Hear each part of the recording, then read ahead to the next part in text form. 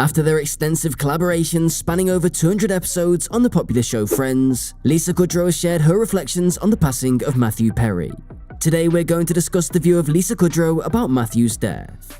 Matthew Perry began his acting career as a child actor and eventually landed his initial sitcom role on the series Second Chance, which later became Boys Will Be Boys. He subsequently secured roles in TV series like Charles in Charge and Beverly Hills 90210. By 1988, he had already made his silver screen debut in the movie A Night in the Life of Jimmy Reardon, where he acted alongside the late River Phoenix.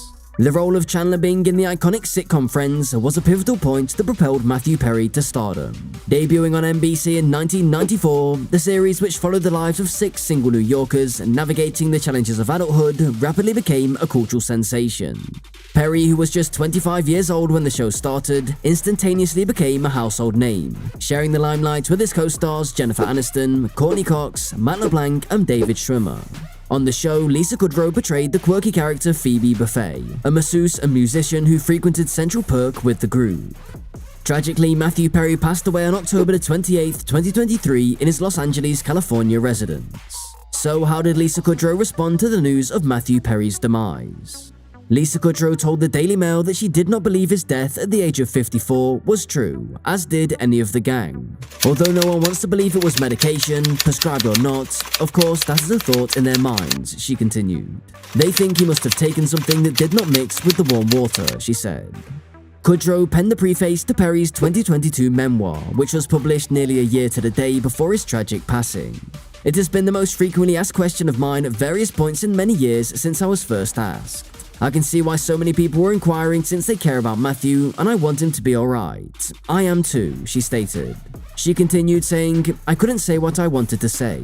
It's his story to tell, and I'm not authorized to tell it really, am I? Since she felt it was not her place to share his narrative. She also claimed that she always bristled at the question from the press.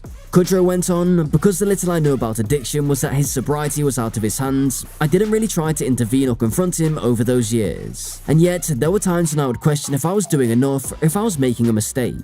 However, I did realize that this illness was determined to continue spreading and that it constantly fueled itself. He has survived unbelievable odds, but I had no many ideas how many times he almost didn't make it, she said in closing. Thank you for coming, Matty. Very well done. I cherish you.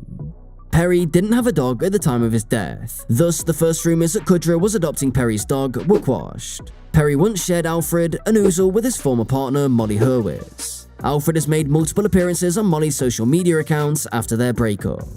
Regarding Matthew Perry's passing, the cast of Friends has not yet released an official comment. The official Instagram account for Friends and Warner Bros. TV said, "We're deeply saddened by the news of Matthew Perry's passing. For us, he was a genuine gift. Our thoughts and prayers are with his loved ones, family, and all of his admirers." In a statement provided by NBC News, the creators of Friends, Marta Kauffman and David Crane, along with executive producer Kevin Bright, expressed their profound sorrow and shock over the passing of their cherished friend Matthew Perry. Their statement conveyed the disbelief they felt, emphasizing how blessed they were to have him as a part of their lives. They acknowledged the exceptional talent, highlighting the joy, brilliance, and illuminating intelligence he brought not only to his work, but also to his life. The statement further noted that he was consistently the most humorous person in any room, and beyond that, he possessed a generous and selfless heart. The creators and executive producer extended their love and condolences to Perry's family and friends, concluding with the sentiment that this truly marked a moment where their hearts were shattered. Maggie Wheeler, known for her role as Janice, Chandler Bing's ex-girlfriend on the show, took to Instagram to express her feelings about Matthew Perry's passing. She described it as a significant loss to the world and emphasized how the joy he brought to many lives during his relatively short lifetime will endure. She also conveyed her gratitude for the creative moments they shared. Kathleen Turner, who portrayed Chandler's father on the series, provided a statement to NBC News, expressing her pride in playing his on-screen dad. Morgan Fairchild, who played Chandler's mother on the show and shared her thoughts on Twitter, expressed her heartbreak over the untimely death of her son Matthew Perry.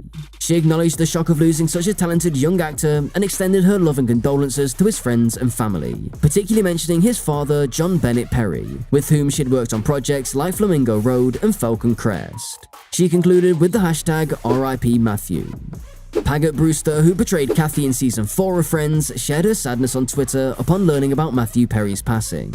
She described him as delightful during their time working together on Friends and in the years that followed. She encouraged people to read his book, emphasizing that that was his way of leaving a legacy to assist others. She also expressed her belief that he wouldn't be resting in peace, but rather staying busy after making everyone laugh in the afterlife.